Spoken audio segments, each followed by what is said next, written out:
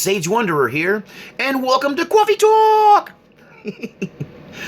So today we're going to talk about coincidences, synchronicity, and spirit animal guides. Dun. So some people believe that certain symbols or certain numbers or certain animals that might kind of randomly appear in your life are somehow trying to guide you towards your destiny. Now, I don't know how much I believe in all of that. I have studied it. I find it interesting. And once again, Coffee Talk is about conspiracy theories or paranormal things that I find interesting, but I don't necessarily believe, or I don't believe all of it anyway. So, but this is very much related to what I have called and what I have discovered. And I discovered this not from some ancient dusty book, but really from experience, that I call it finding the tongue of the river. So one of my friends used to say it this way: all of us are destined to end up someplace. We can either get there the easy way or the hard way. So then I guess if God has a destination, or the universe has a will for your life and a direction that you should go, a destiny, as it were. I don't know if you believe in destiny. I'm your density. Sorry, Back to the Future reference. I'm your density. No. If you believe in destiny, then you might believe then that the universe or God might try to point you towards your destiny. There might be this kind of invisible force or will that is pushing you towards your destiny. So I've called this hitting the tongue of the river. Now, the reason that I express it this way is because I grew up on the Rogue River down in Oregon, and later on I would shoot the Guadalupe and Clear Creek, or the Guadalupe in Texas and Clear Creek in Denver, in Golden. And so I've seen whitewater in 3 or 4 different states. And knowing how to read the river is probably one of the most enigmatic and hard to pin down skills. It's really hard to teach someone.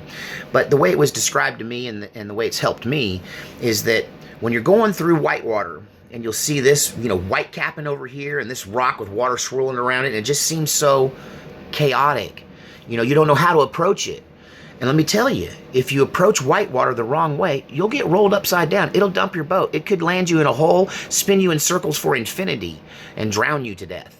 So, there's a lot of danger there, and knowing how to read the river is a skill that can kind of be taught, but you kind of have to just learn it as you go along.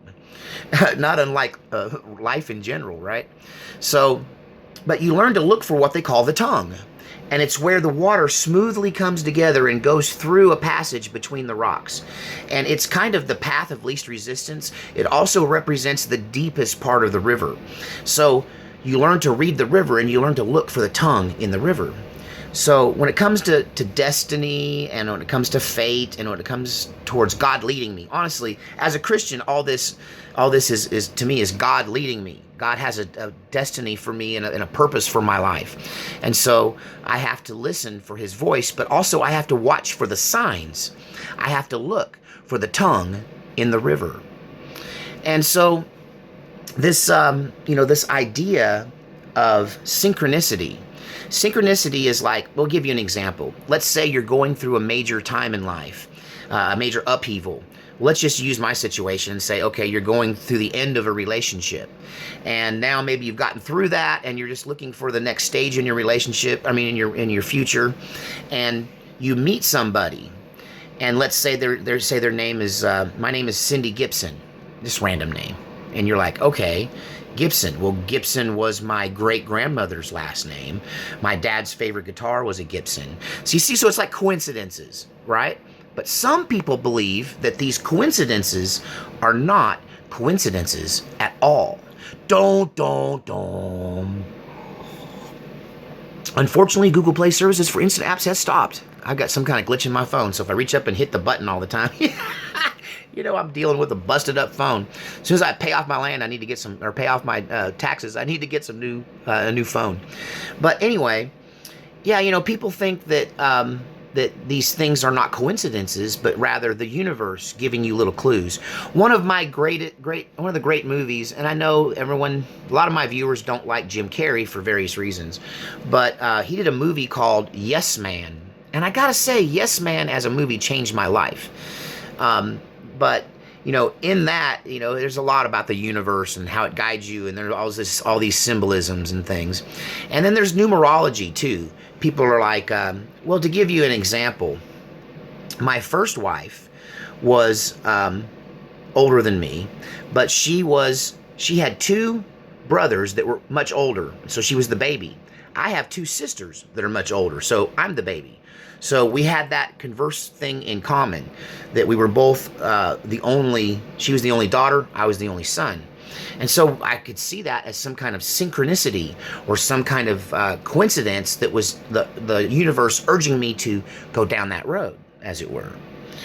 And so also there's this belief that spirit animals will appear and that you can interpret whether or not you're on the right track. I'll give you a quick story. I was in a band with a two-faced piece of dirt, okay? This front man was claiming to be my best friend, my brother from another mother, and we were tight, we were good buddies, and I was helping him run this band, but he was kind of a two-face, and I didn't know it. And he was talking crap behind my back, but I had no way of knowing it. But we were having this band meeting. It was also a stupid thing to have a band meeting after the show at 3 o'clock in the morning when everybody's half drunk and tired and worn out after loading the gear and everything. We're going to have a band meeting. It's just stupid. It always turned into a fight. But we're standing there in the usual Sunday morning band meeting at 3 or 4 in the morning was going on. And right there in town, in the back of this honky tonk at 3 o'clock in the morning, a red fox was just walking across the parking lot.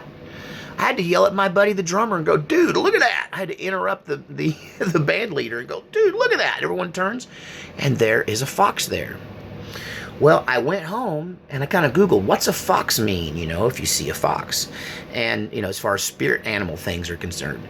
And what I got back was, that's a warning from the universe that someone close to you is betraying you. That foxes are sneaky, like the fox in the hen house. And it means that you have a fox in your hen house. Don't. Turns out I did, that guy was talking behind my back, and because I got a little more curious, I found out. So that's one example of a spirit animal showing up to give you a message, The one that all this is tongue-in-cheek. Remember, I don't know, I'm a Christian, but all this stuff is interesting. God controls the animals. This is his planet, He created all these things. So maybe they do his will. Maybe God does say, hey, fox, go visit that guy. Maybe he'll find out he's got a fox in the hen house. Or the hawk. Send that guy a hawk to let him know he's on the right path.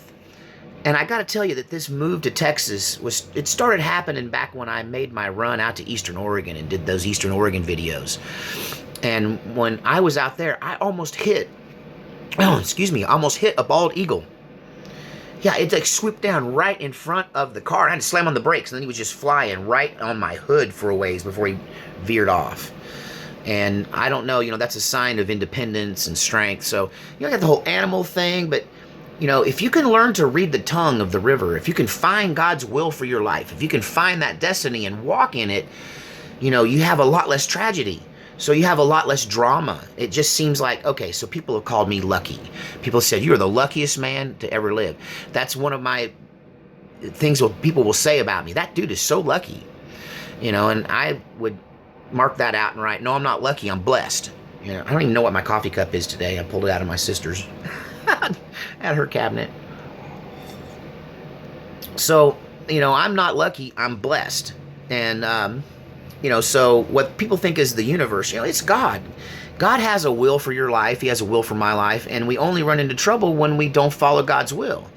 And don't listen to the preacher necessarily that tells you God's will is to be a minister or Don't listen when people tell you what God's will is. Seek out God's will for yourself.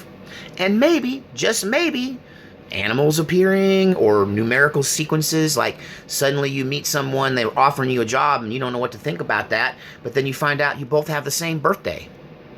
Or they have the same birthday as your father did or your mom did. So, there's a lot to numerology. I don't know how much I believe in it and the spirit animals and all the coincidences, but I will tell you this, God does present you with pathways, and you just have to learn to recognize them. Are numbers and images, symbols, or animals appearing, is that God's way of talking to you? I don't know. I tend to listen for the still small voice, but it isn't bad to get a confirmation.